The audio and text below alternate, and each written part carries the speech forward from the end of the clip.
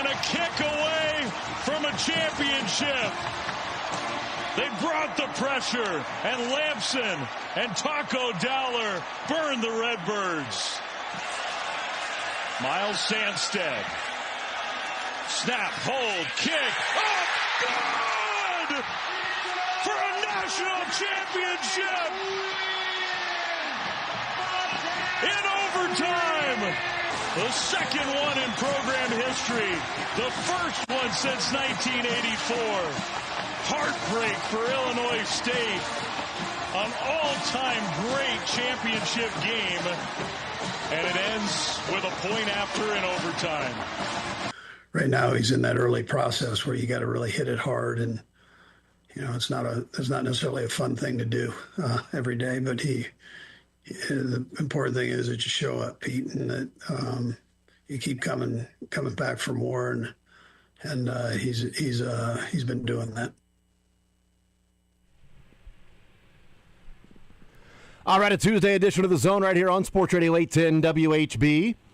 Jason Anderson with you, Sterling Holmes, Michael Darcy. Heading up until 2 o'clock, the next 4 hours, we've got you. A lot of stuff to get into and talk about today. Fun show lined up, we think it is. Coming up an hour from now, we will talk with Braden Gall. We'll get his thoughts on some college football talk as the semifinals will get underway right here on Sports Radio 810 at WHB this week. And maybe the number one pick in the draft could be decided in that Oregon and Indiana game coming up on Friday night. We'll talk with Braden Gall about that. The transfer portal that's going on. Where did Indiana get all this money from? Good for them, man. I mean, they have this thing rolling. And it's the chairs and clipboards they're saving without Bobby Knight throwing them and breaking them all. That's right. If you their clipboard budget was through the roof. 100%. Like, if you don't break chairs and clipboards, you save so much money. So much money. You can go out and get yourself one of the best wide receivers in the portal, one of the best quarterbacks in the portal. You can go do anything you want. One of the best defensive players in the portal there at IU. Missouri's doing some nice work in the portal.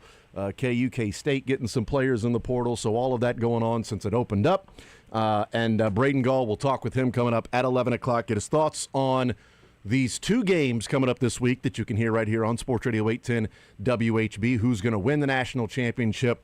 How did we get here? Is this the future of college football? Because that's what we talked about when we found out, last Friday when we were in on the 2nd and talked about college football with these final 4 teams remaining, that, hey, this is a different college football now. You can't look at these 4 teams remaining and not come away with the fact that there is a 75% chance that a team will win their first national championship, that we will have a college win their first national championship since the early to mid-90s.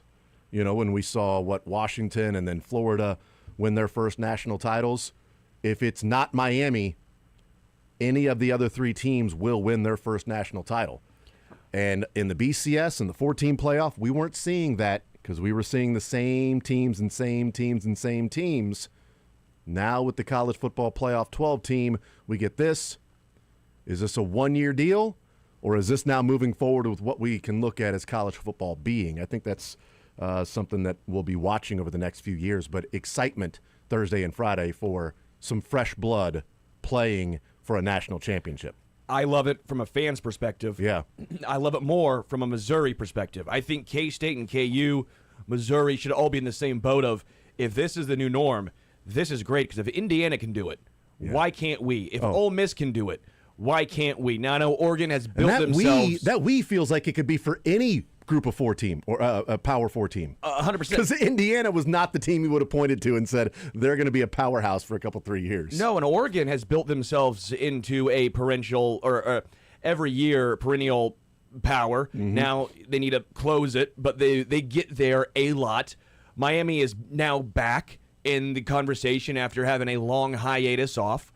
I mean, you just look around, though, and I think Ole Miss and Indiana is really the one that you point to, because can Indiana do what Gonzaga did in basketball, what Oregon has done in football, which is grow your brand to now, and even UConn in basketball, I don't know if it's basketball is easier or not, but grow your brand into the perennial, we are now here. Yeah. This is not a one-off. This is now back-to-back years for Indiana.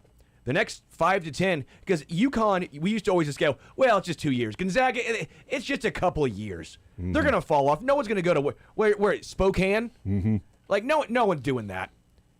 And nobody cares about Stockton anymore, okay? We've moved on. And they kept going. So if IU can do this, which we're seeing in the portal right now, I mean, this is fun. And if you're the local 3 schools, you have to, one, get the head coach right, get the quarterback right?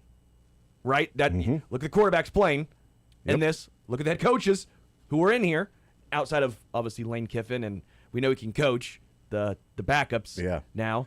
But it puts a lot of pressure on the head coach, too. The quarterback is an interesting thing because you've got 3 quarterbacks that could be first-round picks, 2 of them playing on Friday that could be the first and second pick in the draft, another one playing on Thursday night that was a D2 national championship winner, started as a backup to who is now Missouri's quarterback in Austin Simmons at Ole Miss and has been one of the better quarterbacks, and we saw him play a phenomenal game against Georgia.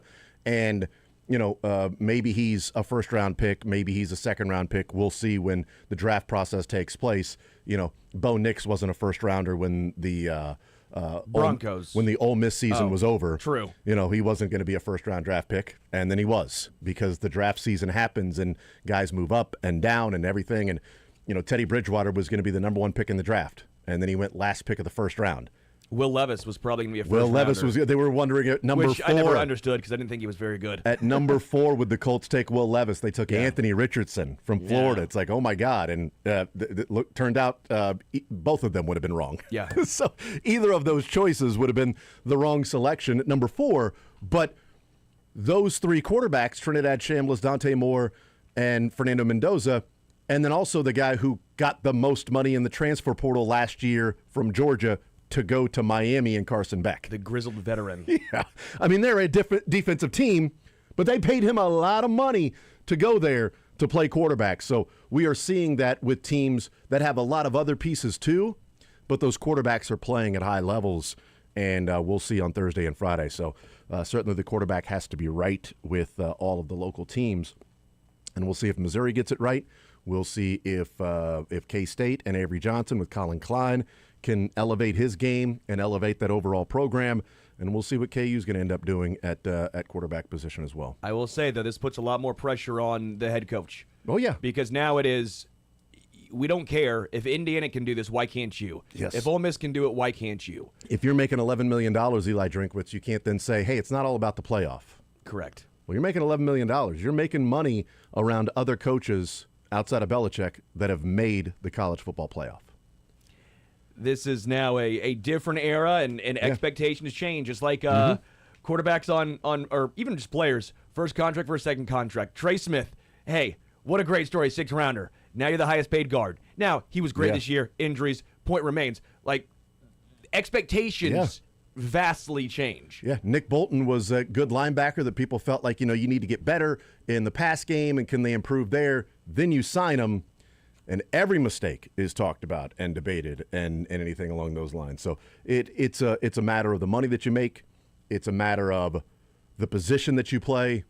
And we looked at first-round quarterbacks back in the day as, when I was growing up, you draft a quarterback in the first round, a couple of years later that guy might play. Mm-hmm. Now you draft a quarterback in the first round, week 1, what's he going to look like? And can he be the savior of that franchise? You ain't sitting that guy for a year. Why? Why would you sit him for a year?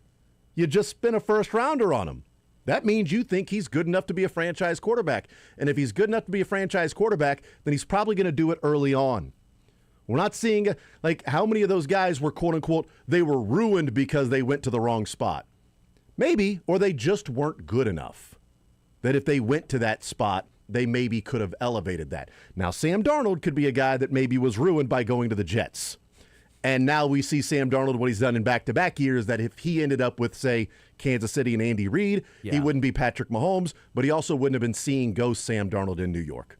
And so I think that's part of it, and why if you're Dante Moore, Fernando Mendoza, and you're the number 2 pick, maybe you're like, do I want to go pro and be a Jet? I'm not really sure. Daniel Jones, New York in general. Yes. Daniel Jones goes to Indy and becomes Indiana Jones. Yeah, at least Jackson Darts looked better, this year for the Giants, and they got a new coach that's coming in, and so we'll see what happens with that. But college football, we'll find out who's going to be playing for the national title Thursday and Friday when they have the semifinal games, and we've got them for you right here on Sports Radio 810 WHB. We'll talk with Braden Gall coming up at 11 o'clock. At noon, it's college basketball tonight. KU takes on TCU.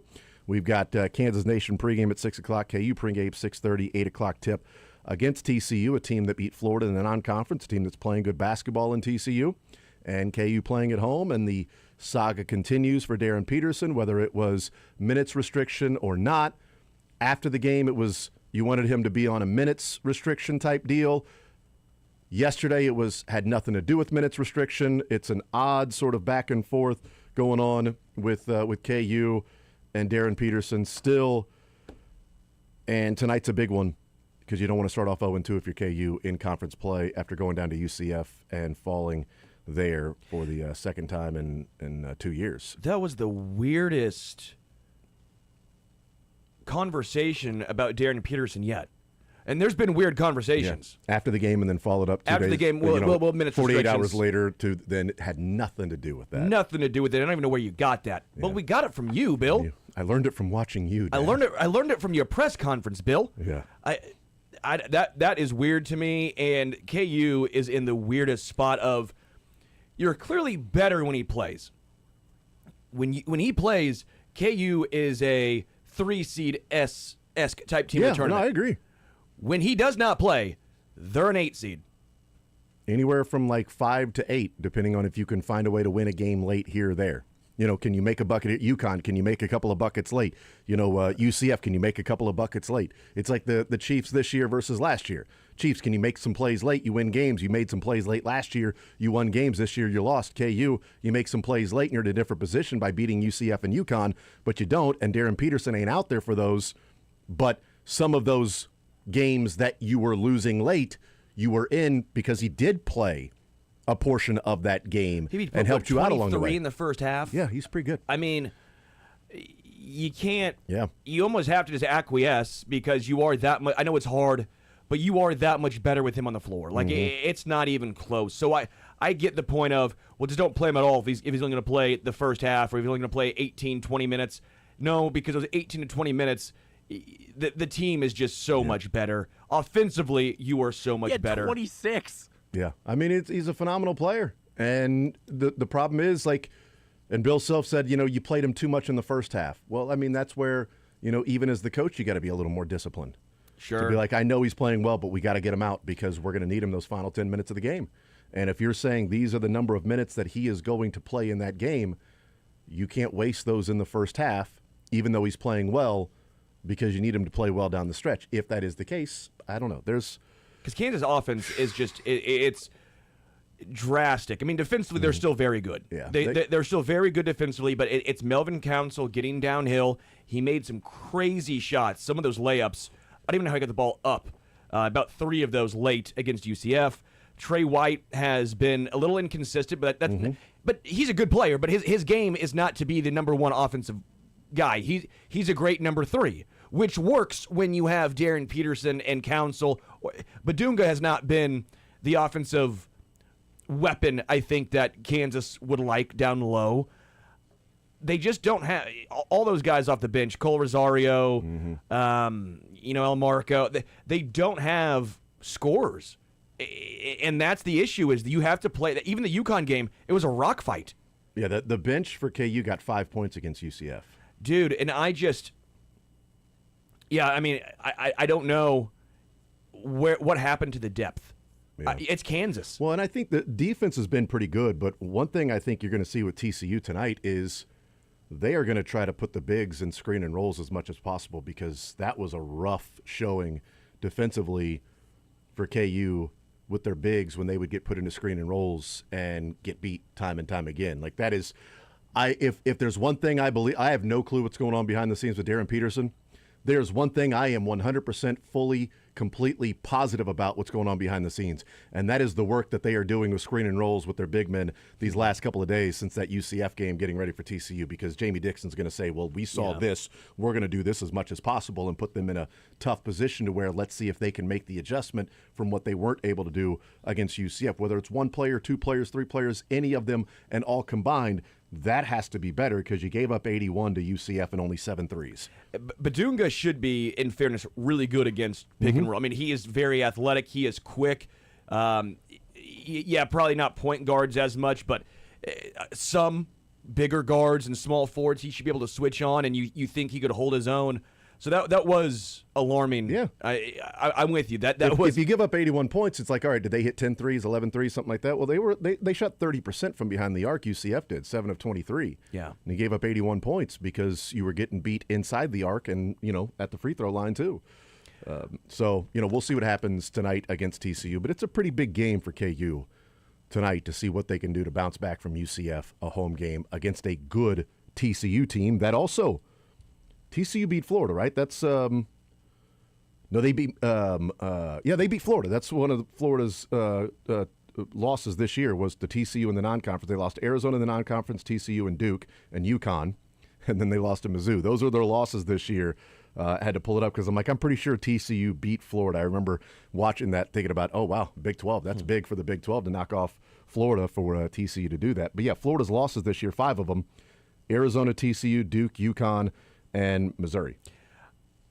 Which, because Missouri they're them. Yeah. I will say it's a huge difference offensively when you get Jaden Stone and Trent Pierce back. That was – they're not going to be great, Mizzou, but that was a noticeable difference offensively because they can at least spread the floor out. When you just had Jacob Cruz, that was a debacle offensively. For K-State, I don't know if you watched that game against BYU. That was a very entertaining game. K-State was in it most of the game. Yeah. They really were. They could never really get over the hump, but I was proud of how they battled. P.J. Haggerty looked the part. Defensively, oh my gosh, 4 steals. It felt like more than that. Him and Nate Johnson their hands were great. Abdi Bashir hit a couple really tough buckets, some tough threes. They just need 1 or 2 more pieces. And again, BYU's a great team, right? So you're not expected to win this one, but just watching them, it felt like they need 1 or 2 more pieces. I mean, David Castillo's great off the bench. He's a great 6-man. If he was 3 inches taller, he would be insane. He made some great plays off the dribble. But to me, it just feels like K-State needs 1 or 2 more guys to really because there's about 3 or 4 guys you're like, that's really good. And then you're like, oh, man, outside of those, it's not good. Yeah. It's not good. And we'll see, what happens with them on I think they play Wednesday. They play Wednesday, against Arizona on the road, and that's a tough one. It's a tough start for K-State. You mentioned they need a player or 2. I mean, Jerome Tang has already said he'd love to piss off the rest of the coaches by adding somebody else, like Baylor. I'd love to irritate or whatever he said with the rest of college basketball.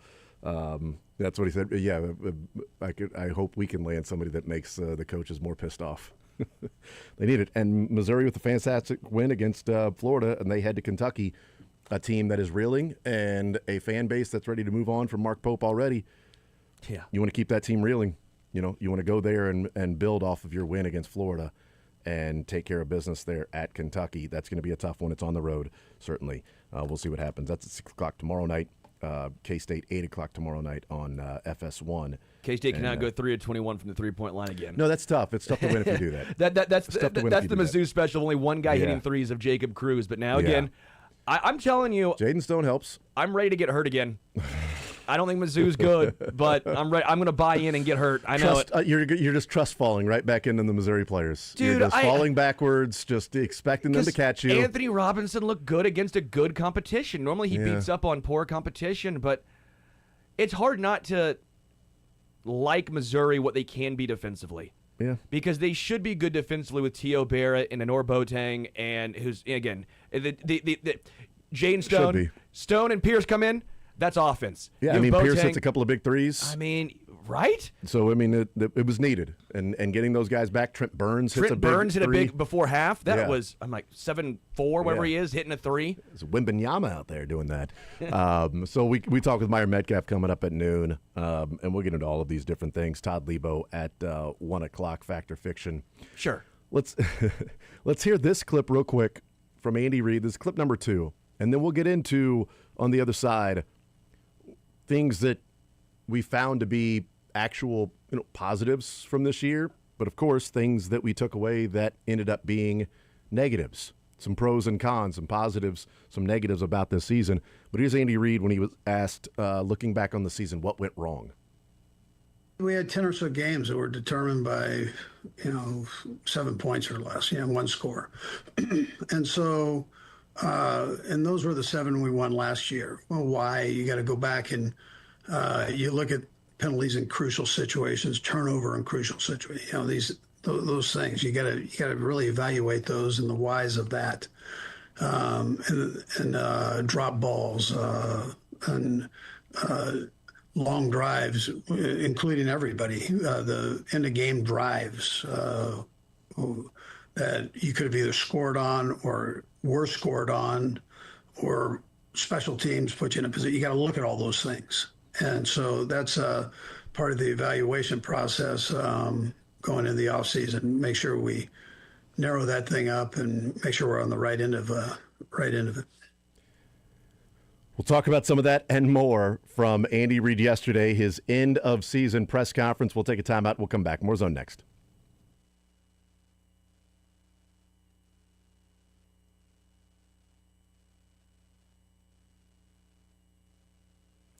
FanDuel is giving all customers a profit boost every college playoff game day. This means more chances to level up your picks and turn big moments into bigger wins. So you can ride with the favorite, take a shot on the underdog, or build a parlay.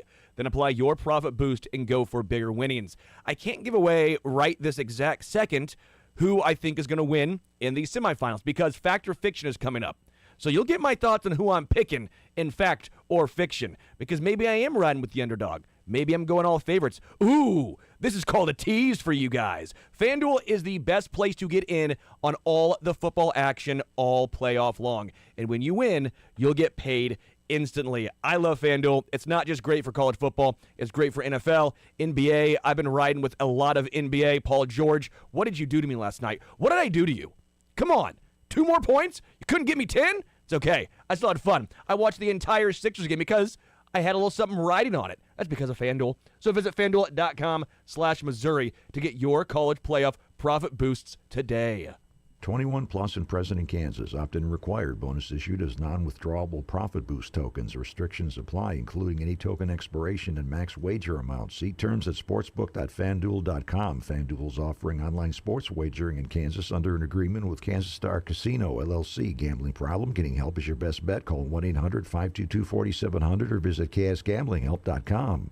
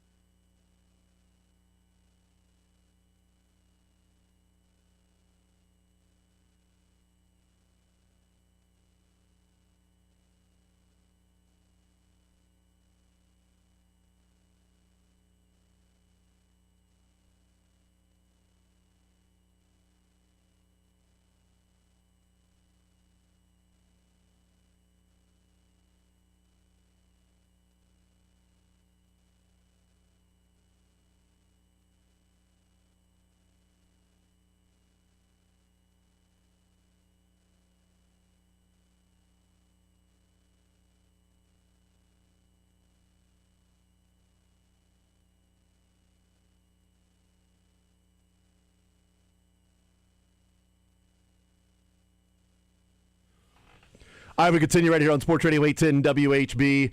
Look, it is not a week that will include the Chiefs playing, but it is a big week for Sports Radio 810 WHB with a lot of the play-by-play that we have on the air starting tonight. We mentioned KU TCU, and as we've mentioned, the college football playoff semifinals Thursday, the Fiesta Bowl Friday, the Peach Bowl, Miami Ole Miss Thursday, Oregon Indiana Friday, NFL playoff doubleheader, Rams, Panthers, Bears, Packers, KU basketball taking on West Virginia Sunday. Triple header for the NFL.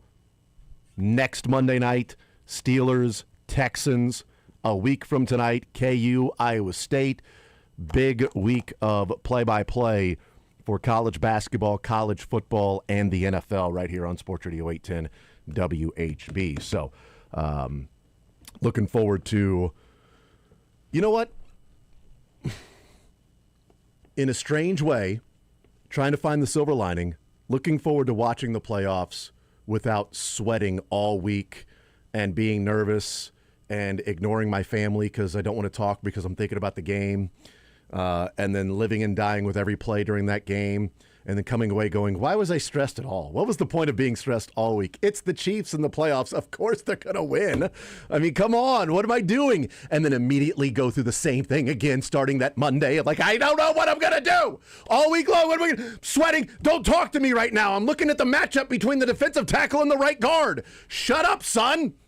And then, you go through living and dying in every single play and you go, what was I worried about? It's the playoffs. They're going to win. So, silver lining, Sterling. This week, just chilling, relaxing, acting all cool and all, shooting some b-ball outside of the school, and just watching the NFL playoffs, rooting against Denver and against Buffalo and against the Chargers. I'm cool for Buffalo. And against the Patriots. It's hard to root against Buffalo, the Chargers, and the Patriots when two of them play each other. I'll say this. I might be I'm rooting against the Patriots. I'm rooting against the Bills. Patriots and the Chargers. I think I'm rooting for the Bills. No, come on. I like Josh Allen. Their fan base has done nothing to me. Their fan base has always been, any interactions I've had have been. Yeah, you personally. Yes, personally. They hung Kermit the Frog. That was a bad, dumbass fan. I don't know. They were celebrating it. Every fan base has dumbasses. I agree. Because, I mean, we had Chiefsaholic. I mean, we can't really. Well, he just robbed banks, and ruined some people's lives.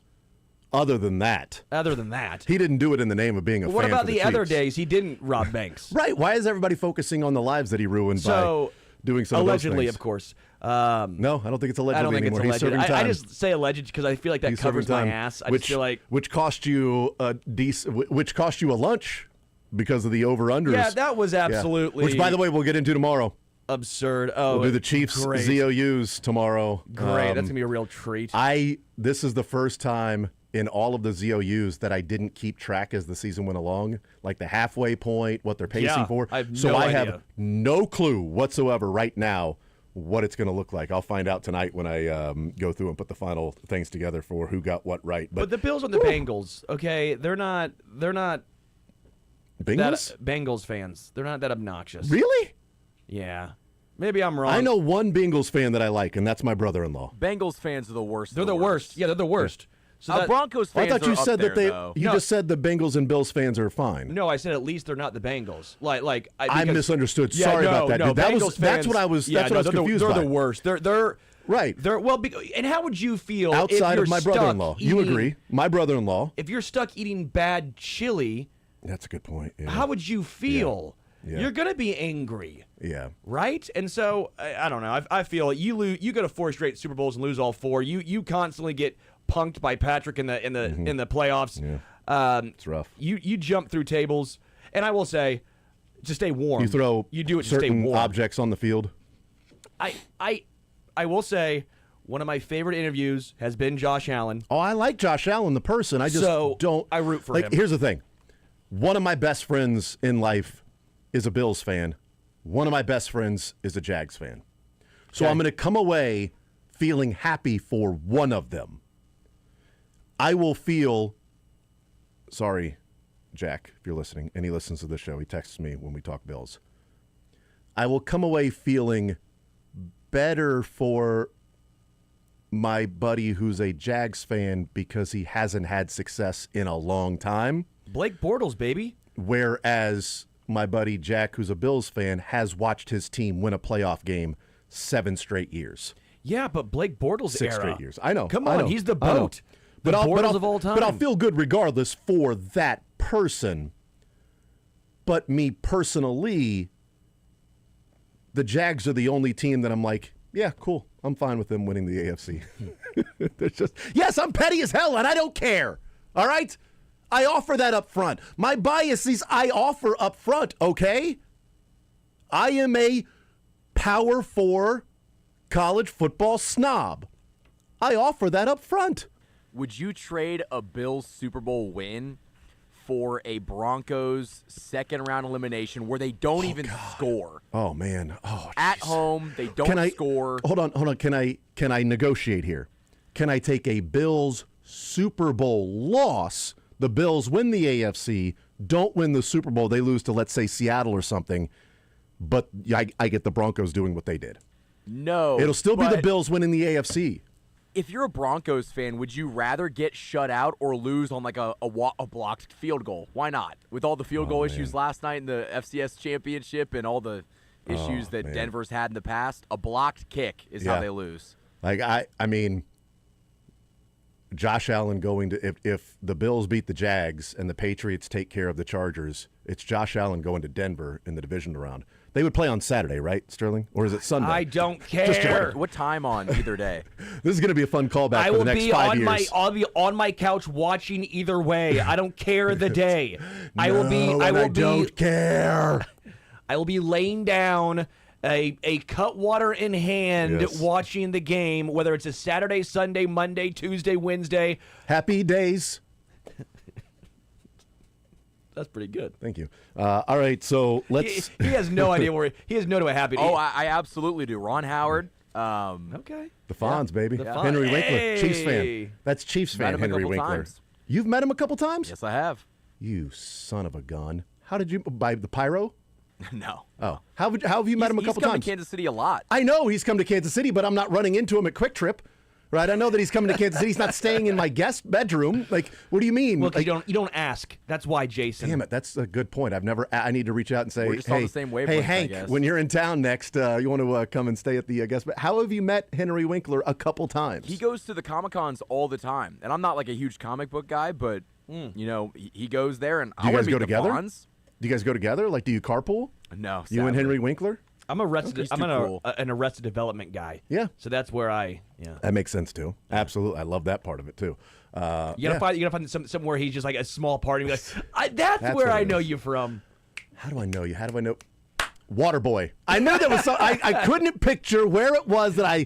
Where do I know you from? Where do I know you from? You were a coach. You were a coach somewhere. You were a coach. Waterboy. Bobby, you were a coach with. I knew it. Figured it out. There it is.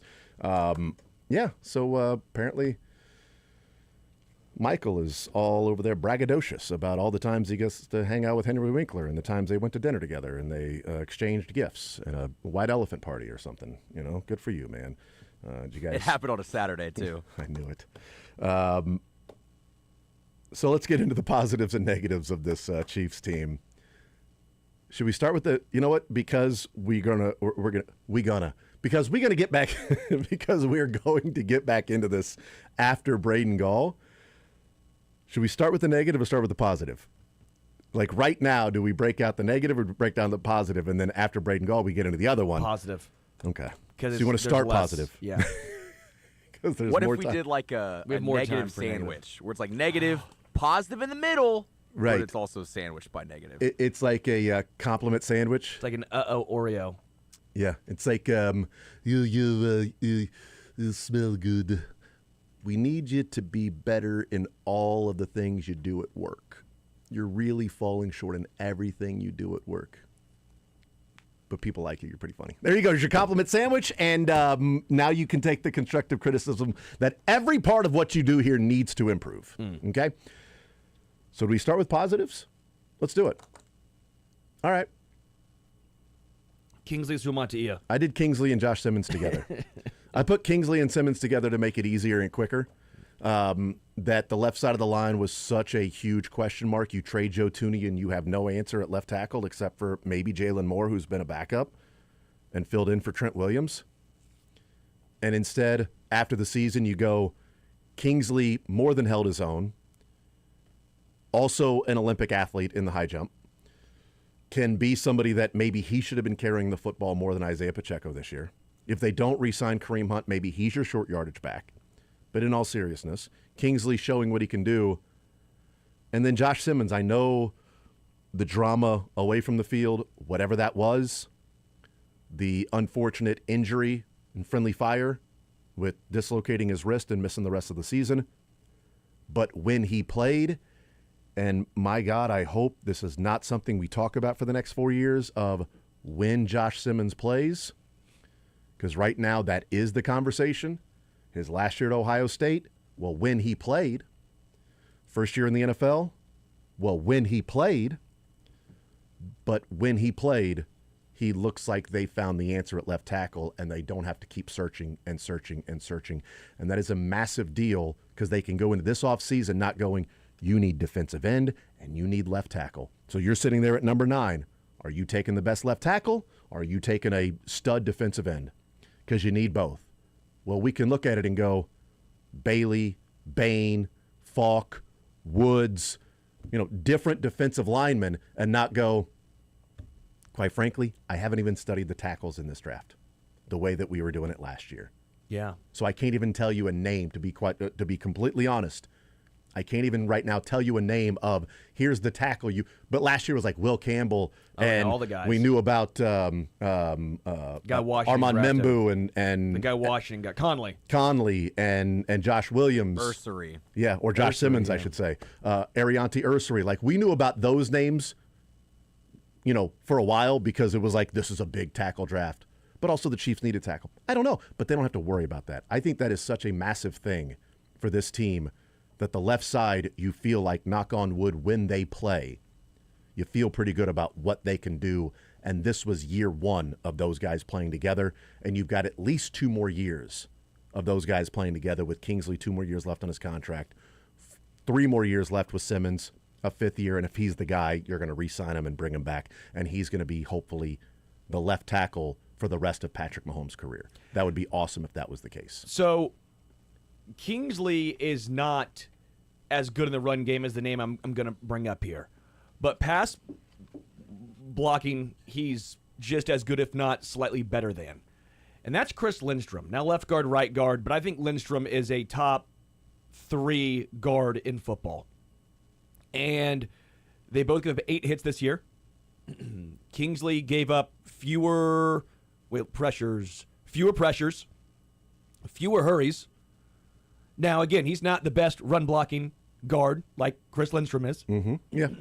But he's also only played 1 year at guard, so maybe that continues to improve. And we know that Kingsley was supposed to be probably better when he moved to guard, better at run-blocking and pass-blocking.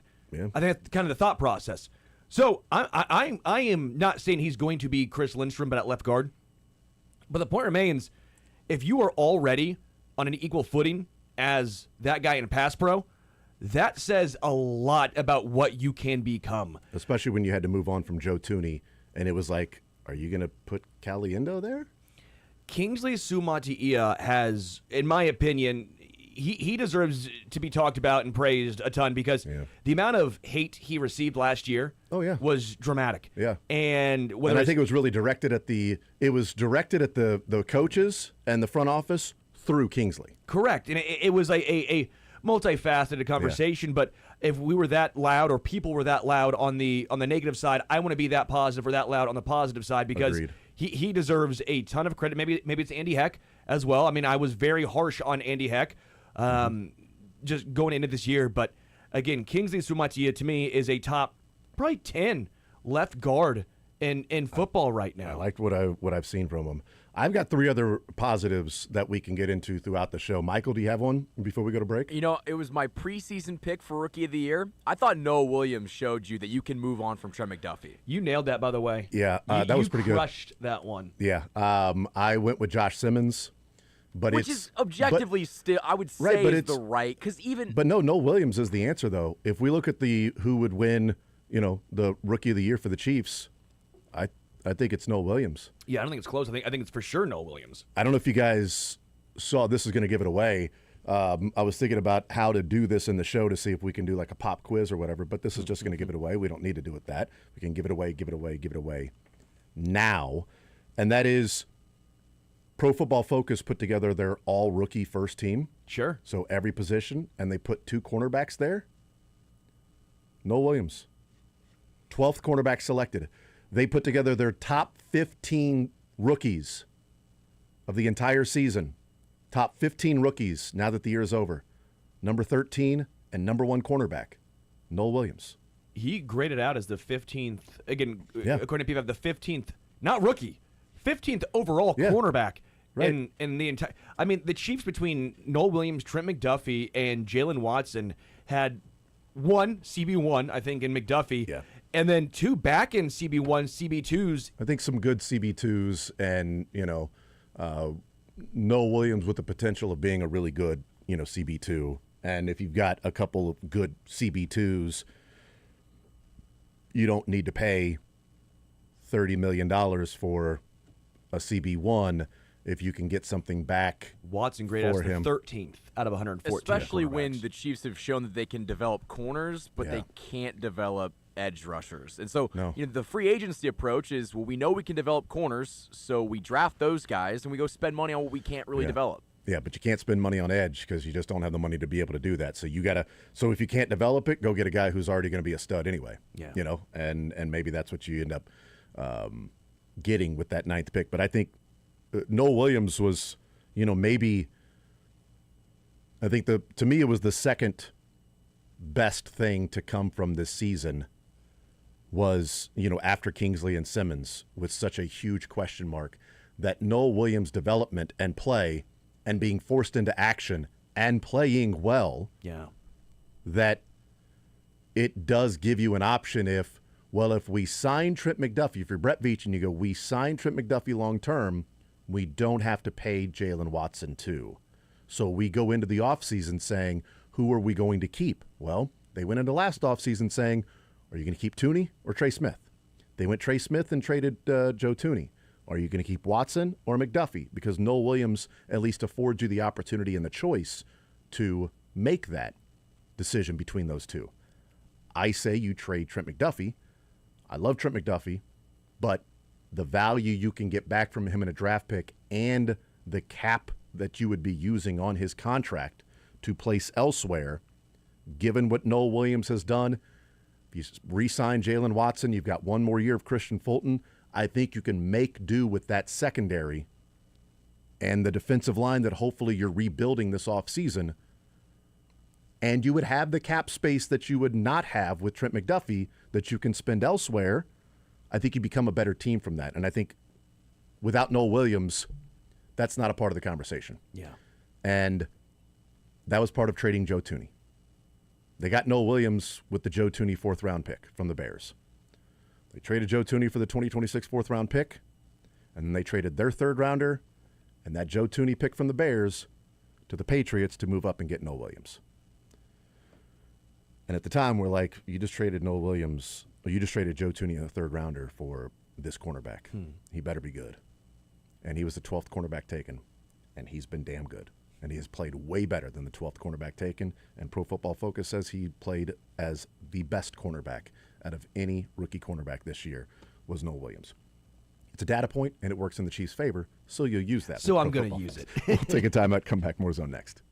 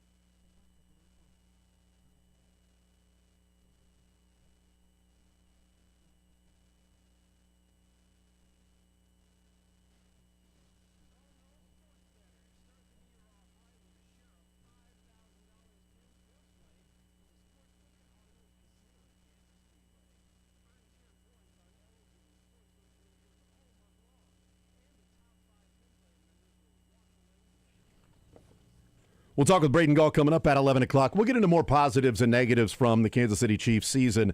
I've got a couple of more that were positives from this year to take away. Positive, the Chiefs season's over. Negative, the Chiefs season's over. Yeah, right.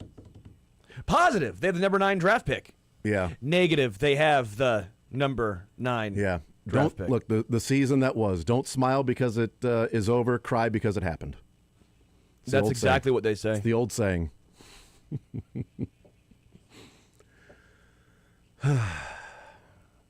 What a rough year, man. What did Chiefs fans do to deserve this season?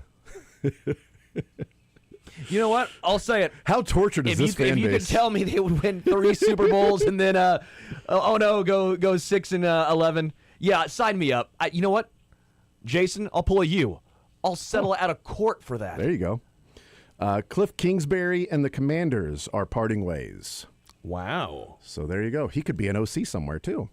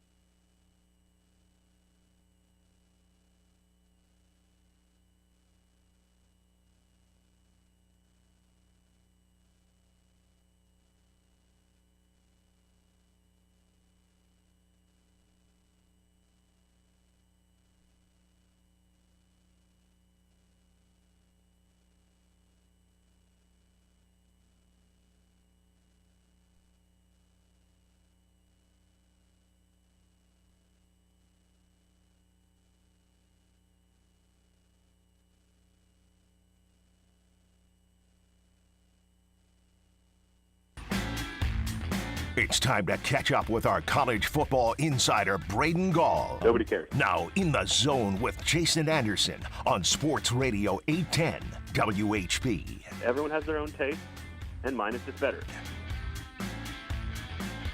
All right, we continue right here on Sports Radio 810 WHB. Let's talk some college football with Braden Gall, 440 Sports Podcast Network, Athlon Sports, ESPN Radio, joining us here in the zone. Braden, what's up, sir? How you doing today, man? I'm doing well. How are you? I am doing just fine. How was your New Year? Was it good? It's very good, yeah. Didn't have a lot going on.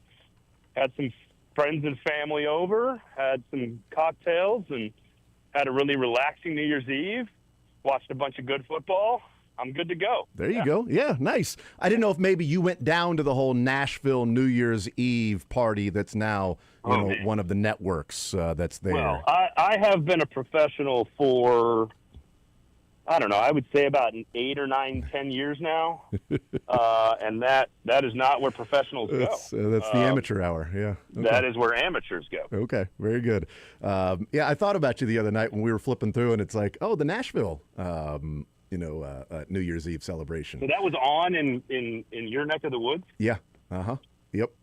So there oh were. My God. Okay. So funny story. There were 3 networks that had the different ones, and one of the networks, I can't remember which one, was the Nashville New Year's Eve. All right. I have never been prouder of my daughter. So we're sitting on the couch. She's 9 years old. I'm with my wife. My youngest is kind of falling asleep. She's waiting.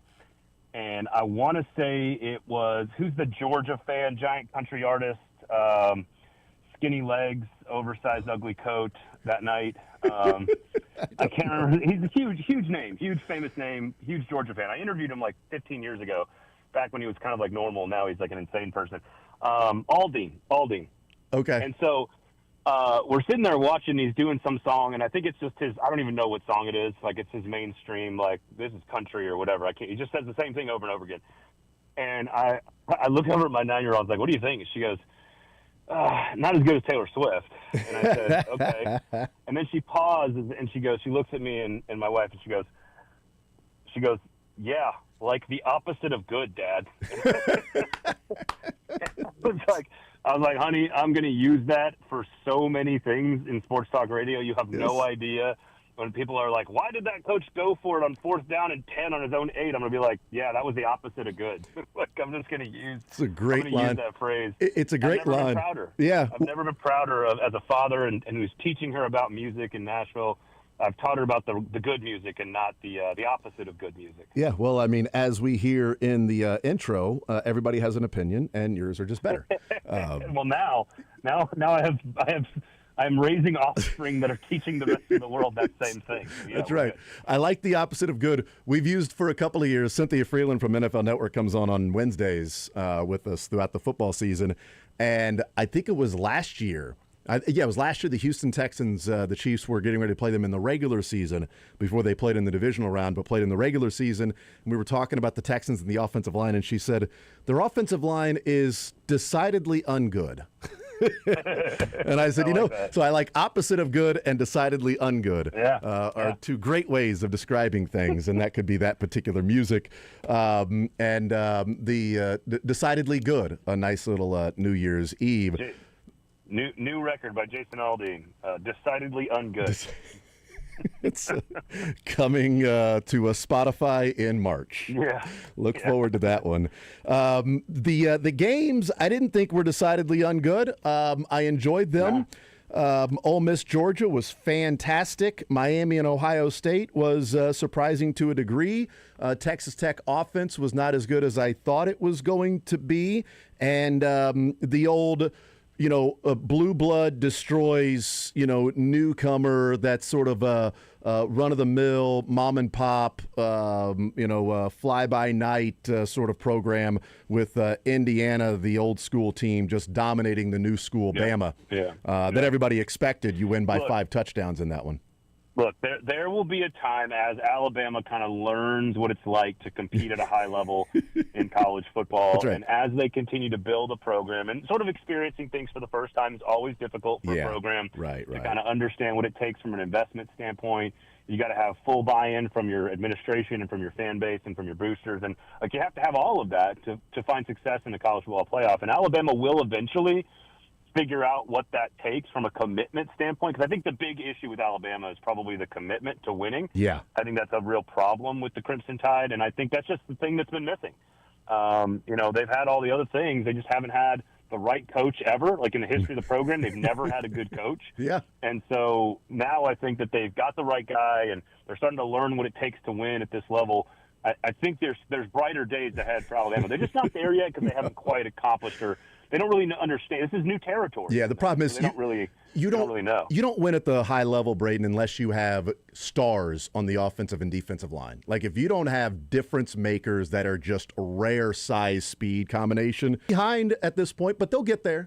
I'm shocked that they kept their coach. For a level like Alabama and other bigger schools wanting their coach, good for them for keeping their coach. That typically you leave Alabama and go to these different places. So look, I think through 2 rounds, in all seriousness, I think through 2 rounds, I think it is the expanded playoff this year in particular, because obviously I think the seeding was different last year, so we kind of got like a screwed up version of the tournament last year. True. This is kind of more of what it's supposed to look like moving forward based on seeding 1 through 12, et cetera.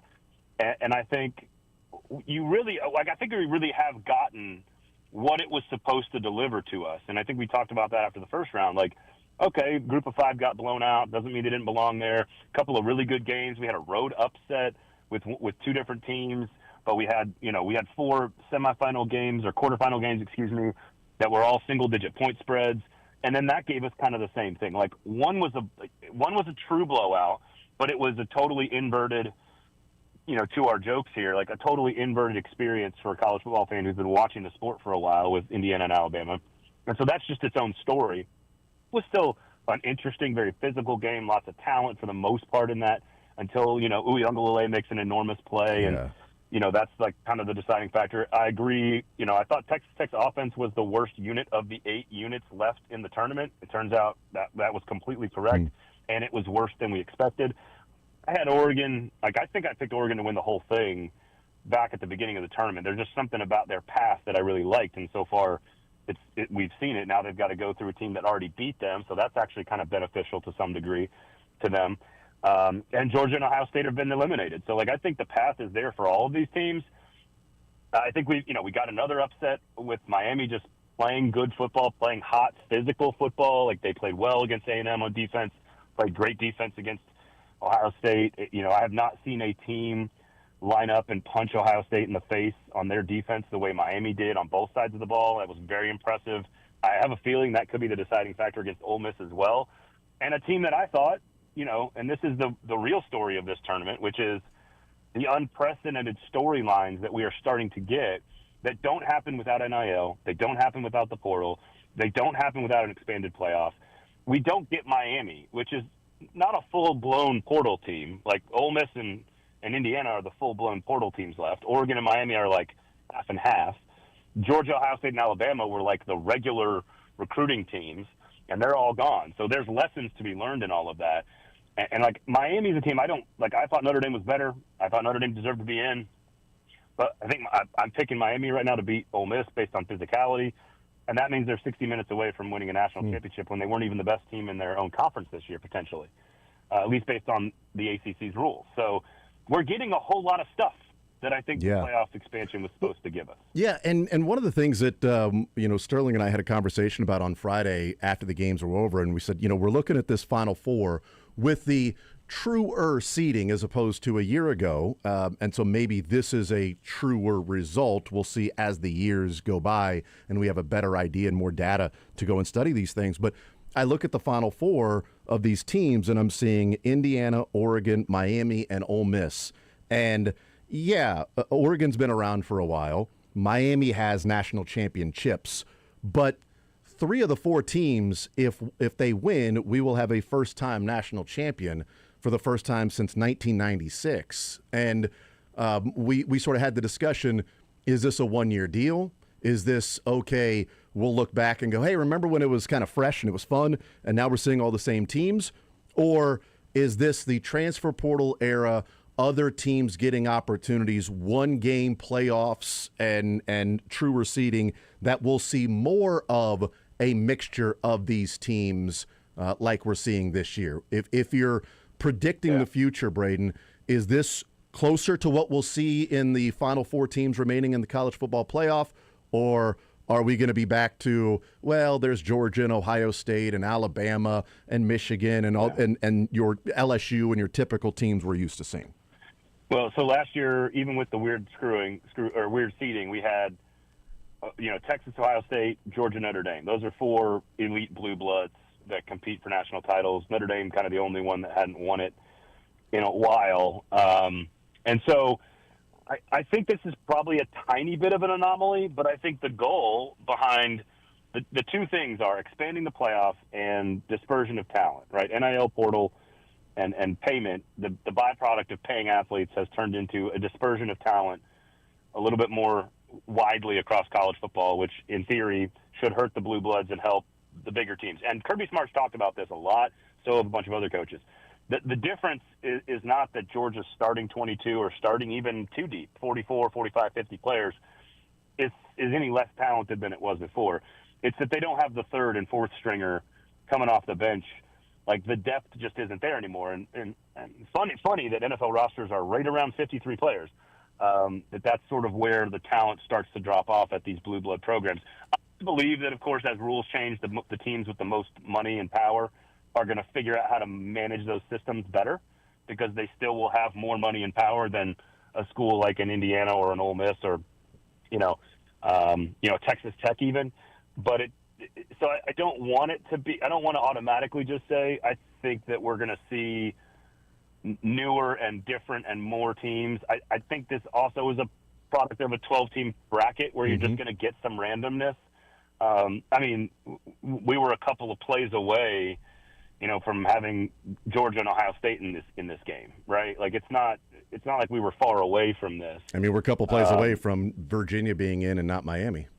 Exactly. So, I think there's, matchups play a huge part in this. Michigan or Miami matching up with teams that are defense first with a little bit of offensive inexperience or questions, and if you're asking them. And so I think those matchups were beneficial, I think, to some degree for Miami. And so, again, how do we, the fact that Ole Miss had a lead on Georgia is history there. I think the Indiana-Oregon rematch is going to be a part of the storyline. So there is a bunch of randomness to a bracket.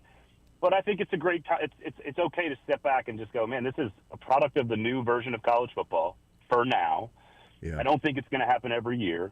But, let's appreciate the story. I've seen Oregon get so close so many times. National championship game in 2014, national championship game in 2010. Every format, they've been close to winning the national title, and they haven't been able to break through. We'll find out if they can do it. Indiana is its own complete one-of-one, totally unique product. Indiana is the one that doesn't really fit into a bucket of any era. It's just Kurt Signetti is just, a unicorn. Yeah. And he happened to come along at the right time, and Indiana did the right thing, and it's in the right era of roster management for his brand, and it's worked. And so I just think that you can't – I can already hear athletic departments right now sitting – I think you and I talked about this. There's probably people in boardrooms right now in athletic departments going, we just got to find our Signetti. It's well, that's not a thing you can do. Ole Miss is – and Texas Tech to some degree. These are programs that have had success. They have pockets of winning football. Ole Miss competed for national championships before integration for other reasons, but they've had good eras. This is just a different thing, and so I'm excited about it. I can't wait. I thought the last round was great. I thought the playoff so far has been great, and Miami has 5 or 6 national championships, whatever it is, but the last one was 2001, and haven't been in this situation in more than 2 decades. So it's also kind of new for young people to see Miami in this situation. So it's just having something different, I think, is good, and that's what I'm here for. Yeah, and nobody's annoyed by Michael Irvin at all, so we should keep seeing more and more. Dude, what's with Miami. the shirt? That's such an ugly shirt. I don't understand. Ray Lewis is standing there, and I'm that's what an adult looks like, and again, I'm not the stuffy guy who says you need to wear dress codes and everything. I'm not a dress code guy, at all. But I'm oh, Ray Lewis, that looks good on the sideline. And then you look at Michael Irvin, I'm you look like a frat boy. Yeah. What are we doing? You look like you're at spring break at Panama City Beach in 1999, that. What are we doing here? What are we doing? I do wonder if he knows that he's not on the team. I mean, he played there, and so that was awesome. But dude, talking to players during a game. Okay, this is an aside. Mm-hmm. It's not even a Michael Irvin thing. It's just in general, because I've been on plenty of sidelines of games where even in NFL practice, Like if somebody talks to me, then I'll respond and interact as a reporter. But like, the idea of going over and speaking to a football player during a game that he's playing when you are not on the coaching staff or on the team is like an insane thing to think about. I don't know. Too. Maybe I'm the only one who No, thinks that. I thought the same thing. I'm like, what's going on here? The game is still going What on. are you doing? Yeah, this is still a game right now. You know what it feels like? It feels like me going. So my daughters had a soccer tournament in Kentucky on Sunday, and like I'm watching the other teams. They got to the final. I'm kind of scouting the other team, and I'm like, all right. And I go to my oldest who plays center back and my youngest who plays striker, and I'm like, hey, like these girls they're aggressive, they're fast, they're going to be quick. Talk to my defensive center back, and I go, look, just be physical. Just the first couple times they come down the field, like just use your strength, and like maybe the coach is telling her something different. Like I shouldn't be telling her strategy when the coach's job is to tell them strategy.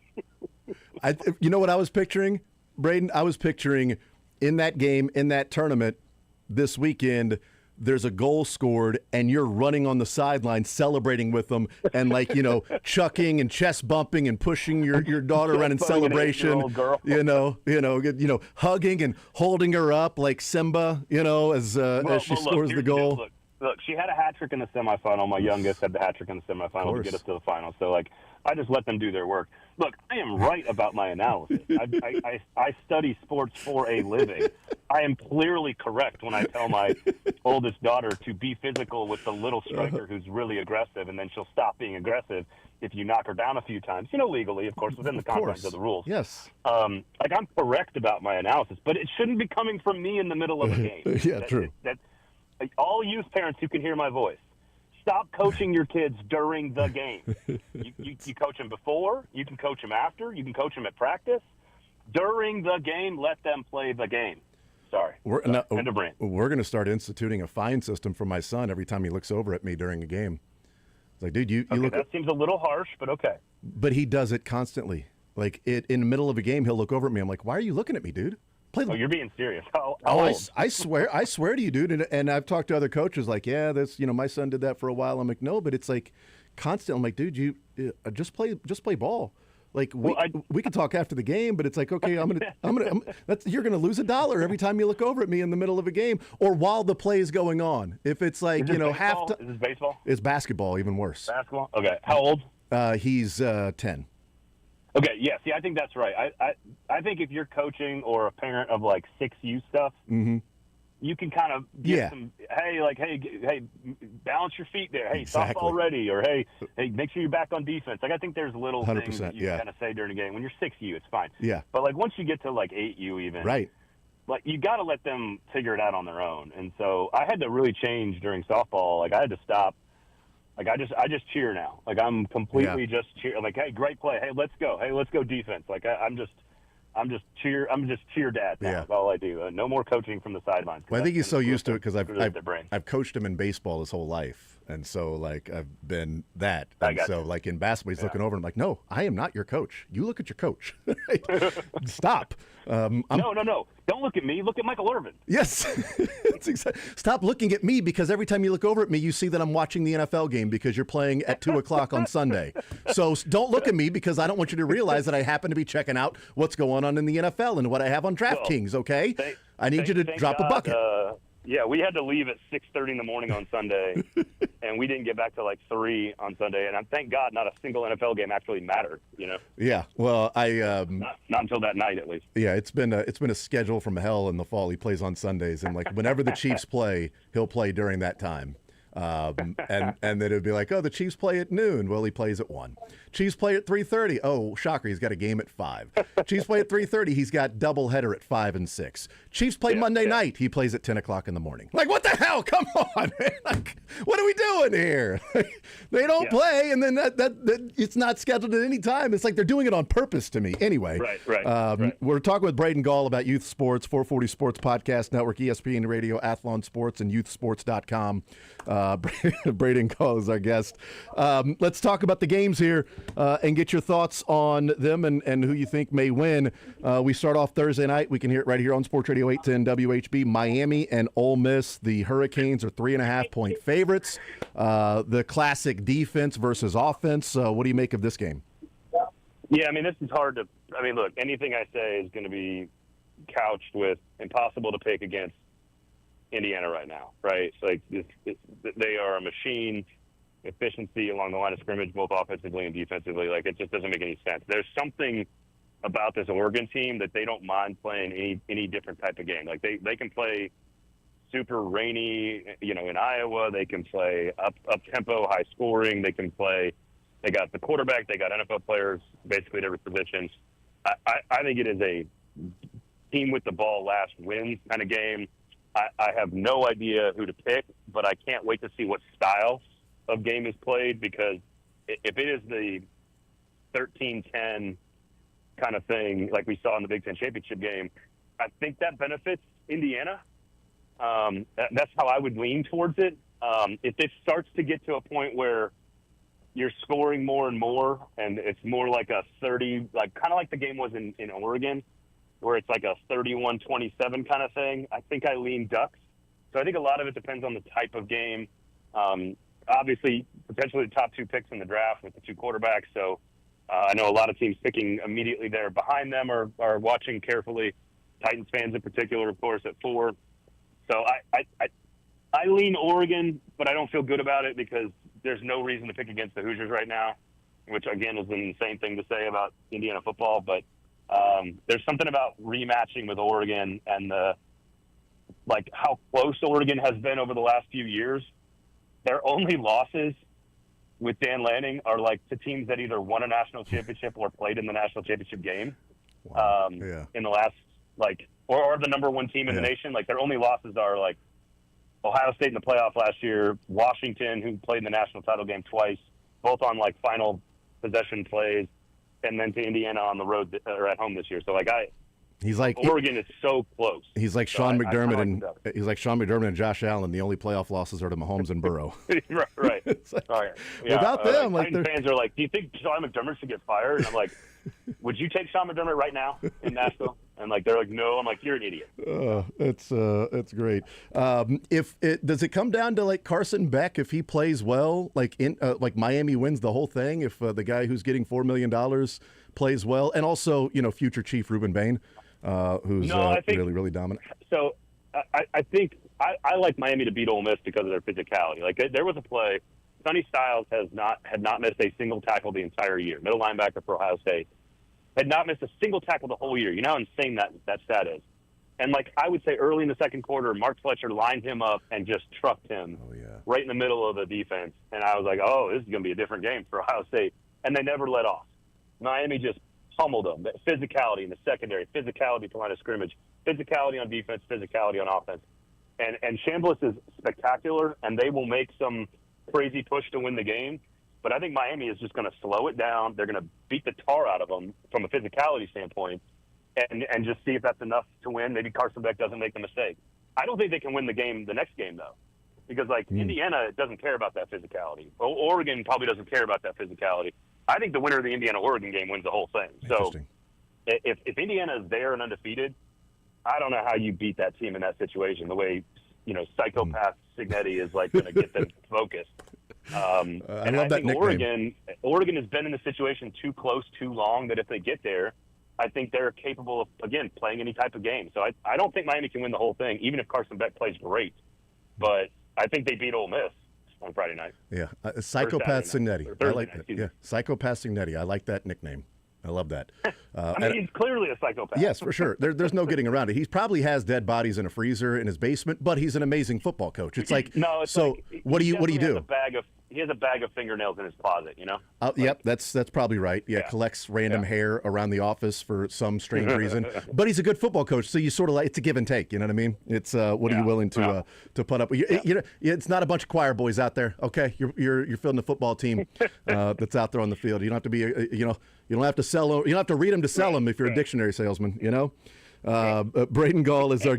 I just love that there were 4 Gatorade baths in the quarterfinal wins, and Cignetti didn't get one, and Golding got 2. they did not do the Gatorade on Cignetti. He's don't even think about that. Don't even think about it. Golding's more. Anybody got another Gatorade splash? We got more game to play here. We're going back on the field. Get that stage off the field. We got more. All right. Braden Gall, 440 Sports Podcast Network, ESPN Radio, Athlon Sports. Braden, you're the man. Appreciate it. We will talk next week with our national championship matchup ready to go. Yeah, let's do it. All right, appreciate it, guys. You're the man. There's Braden Gall. Great stuff from him, as always. Fun conversation there with Braden, as it always is. There is a point I want to bring up on the other side of the break. He mentioned something with Curt Cignetti that I want to make in comparison to the Kansas City Chiefs. And it's not a coaching comparison, but it feels the same way in how the conversation is around decision makers for these programs and these NFL franchises. We do that coming up next.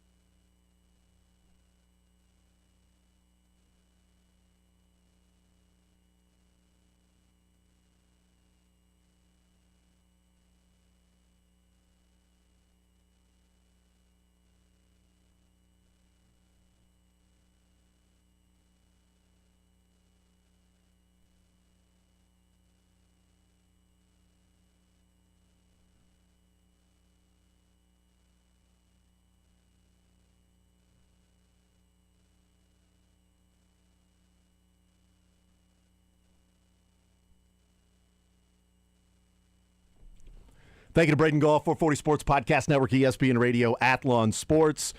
He leans Oregon, but if it's a low-scoring game, he thinks that benefits Indiana. And simply, Miami's going to beat Ole Miss. But the winner of Indiana-Oregon is going to win the national championship. That's what we heard from Braden Gall there, and a lot of youth sports talk. So that was fun. We got into some of that stuff and New Year's Eve stuff. We got into that. All fun stuff with Braden Gall, 440 Sports, ESPN Radio, Athlon Sports. I want to bring up something that he talked about when he was mentioning that Curt Cignetti is a psycho. Which, yeah. I mean, I said that he probably has some dead bodies in a basement in a freezer somewhere. And he said, maybe not that far, but he probably has a couple of bags of random fingernail clippings that he's saving for some reason. And I said, yeah, probably just collecting random hair around the office and keeping it for no reason. But there's a give and take. You live with that because he's an amazing football coach. So fingernail clippings and collecting random hair, whatever. Go coach football. Allegedly. I don't know what's going on behind the scenes. I'm just saying, if that were the case, I wouldn't be surprised. But what he brought up in saying, let's go get our next Curt Cignetti. Let's find Curt Cignetti as the athletic directors. And I was going to bring it up with him, but we ran out of time. And it reminds me of, I think Curt Cignetti is going to get a number of coaches fired. In a way that Nick Saban got coaches fired in the SEC. Because Nick Saban was winning and winning and winning, and if you're at LSU or Auburn and you're not beating Alabama, you got to go. Yeah. Well, are you going to be beating Alabama? It's freaking Nick Saban at Alabama. You're at Florida, you're at different schools, you're not beating Georgia, you're not beating Nick Saban, you're fired. Go. So he got a number of coaches fired and some pretty good buyouts along the way. And I think there's a decent chance that Curt Cignetti is going to get some coaches fired because it's like, hey, it's been 4 years and you haven't made the playoff, and Curt Cignetti is going for the 5th time or going for the 3rd time out of 5 years. Yeah. So what's going on? Now, these job openings are making coaches a lot of money and making coaches very secure in the money because Mizzou ain't firing Eli Drinkwitz anytime soon over the next 3 years, even if he never makes the college football playoff and they start bottoming out. They ain't doing that because of the contract that he's under. But when you're making the money that he's making, the expectations raise when you watch Curt Cignetti and Indiana do what they do and go 25-2 the last 2 years. And the last 2 wins that they have are beating Ohio State and dominating Alabama. Yeah. The better team on the field, both those games. They didn't flukishly win either of those games. They didn't flukishly go to Oregon and win the game. And now they have a rematch. There's nothing that we've seen from Indiana that's been a fluke. In fact, maybe the flukiest thing was how they got dominated by Notre Dame last year in the college football playoff. You can make a case as well, that's actually the thing that has been the outlier. Yeah. Of what we've seen from Indiana and Curt Cignetti is just getting dominated in a game by Notre Dame. And there are coaches that aren't going to live up to those expectations and aren't going to have the big contract extensions, and they're going to go, you got to go because Indiana's doing it, and we're giving you money, so we can't be around anymore. On that same vein, athletic directors are going to keep trying to find the next Curt Cignetti, which I don't know that you can because, come on. I mean, those guys, to do what he's doing, it's incredibly rare. He's not doing it just because he's getting the most money. Indiana's not paying the most money for their roster.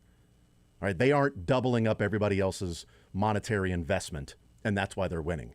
They are incredibly well coached. They are efficient, and they are disciplined, and they are schematically advantaged in games, and they were more physical than Alabama. I joked about, that upstart Alabama team. You don't expect him to go out and play well against a blue blood that's been there, done that for Indiana. And Alabama's just learning what it's like to be in that position. And now you see where your deficiencies are against a team that's there every year in Indiana, and you can go and figure it out with Alabama, and do some of those things. But it reminded me, Sterling, of, ADs trying to find the next Curt Cignetti. Curt Cignetti getting coaches fired. Nick Saban getting coaches fired because you weren't that guy. It reminds me of the NFL of general manager saying, we got to find our Patrick Mahomes. Yeah. Like Patrick Mahomes is getting general managers fired and maybe head coaches fired as well. Like if Sean McDermott gets fired this year, you can make a case that he's fired because of Patrick Mahomes, even though he wouldn't have lost to Patrick Mahomes this year. You can make a strong case that he's fired because the Chiefs and Patrick Mahomes exist. 4 losses in the playoffs to Patrick Mahomes when it was Chiefs and Bills are the 2 best teams remaining. And if it weren't for the Chiefs, the Bills are going to the Super Bowl. I honestly believe if Patrick Mahomes played baseball instead of football, Josh Allen and Sean McDermott have a Super Bowl. At least one. They've lost 4 times to the Chiefs in the playoffs, twice in the AFC Championship game to the Chiefs. I think they're hosting, maybe they're 1-3, but I think Josh Allen and the Bills have that. So if McDermott gets fired, you can make a case he's getting fired because they couldn't figure out how to beat one of the greatest that's ever done it in Patrick Mahomes. And GMs are going to say, go find our Patrick Mahomes. Well, you tried an Anthony Richardson. You failed. He's not Patrick Mahomes. Cam Ward, we'll see. It's only 1 year. But Cam Ward is the closest to Patrick Mahomes in this draft, so go find the next Patrick Mahomes. Caleb Williams. Well, now that he's got a pretty damn good coach, we're seeing that Caleb Williams is a lot different than what he looked like first couple of years in the league. But it's probably better to be, can you go find the next Joe Burrow? And not where, like, Joe Burrow, I think, it's tough to go find the next Joe Burrow, too, because Joe Burrow's pocket awareness, accuracy, there's a lot of things to Joe Burrow that it's like you don't just go find it. What I'm talking about is the way Joe Burrow runs the offense and throws the football compared to the secondary plays in the off platform of Patrick Mahomes. Sure. You're more likely to find the guy that's going to be Joe Burrow-ish than Josh Allen, Patrick Mahomes-ish. Yeah, I think it's a you always look at outliers because that's what you want. But what's the realistic outcome? Yeah, every once in a while one of those guys will come along and you will find those guys. But if you try and expect the outliers, it's a losing battle. It's the Chiefs going from Tony G and then eventually getting Travis Kelce. Yeah. If you expect the next tight end for KC to be that kind of guy, what's a losing battle? No, but in 4 years I expect that tight end to be that guy. In 4 years, yeah. There's going to be a transition period. What's Noah Gray? No, because he's on the team right now. So we're gonna have to go through the Moiakis and the different tight ends. Demetrius Harris. Yes, we'll do that until we get to the next GOAT of tight ends. I do think sometimes, even Chiefs specific here, offensive line, we've had such high expectations because we all remember the 03 O-lines. Like, we remember the early 2000s and the dominance that those offensive lines had that were like, well, even if it's a good O-line, we're like, well, it's not that. It's the same thing, and just you look through your history of any team that you root for, and you always remember the best of the best, and you're looking and talking outliers. And when teams fall into that sort of narrative, you're not going to win. You're not going to have success, at least in my opinion, because it's not realistic. And and maybe I'm wrong here, but I think quarterback is the one that really is the one that stands out to me. You need a game changer, but when the Colts went for Anthony Richardson, you have a top 4 pick. We knew you needed a quarterback, but the hit rate of that was what? 10%? 10%? You were really, I know we said Patrick Mahomes, but I think that was more Josh Allen. You're trying to be Josh Allen. He's not as accurate in college, but neither was Josh Allen.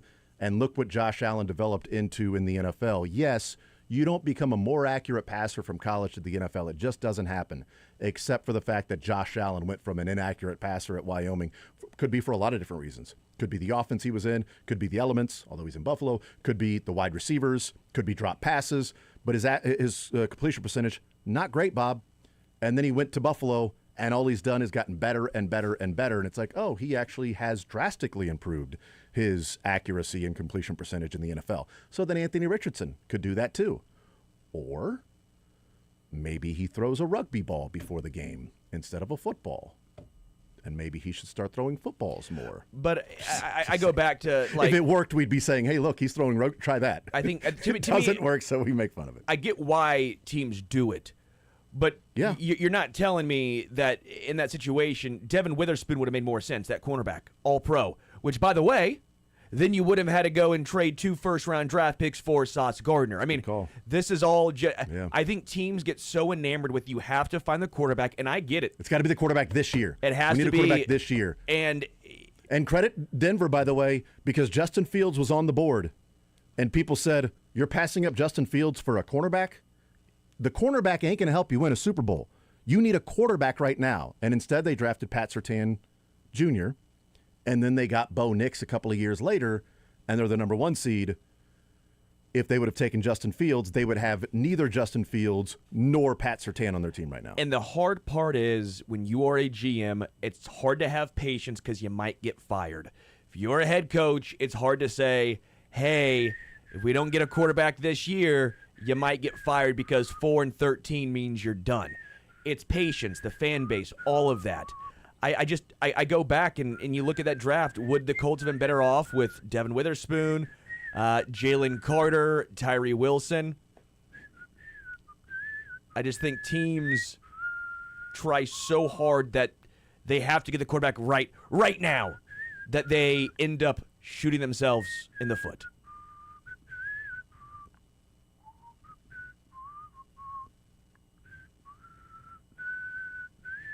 You said they have to have patience. Yeah, the worst song by Guns N' Roses, yeah. Yes.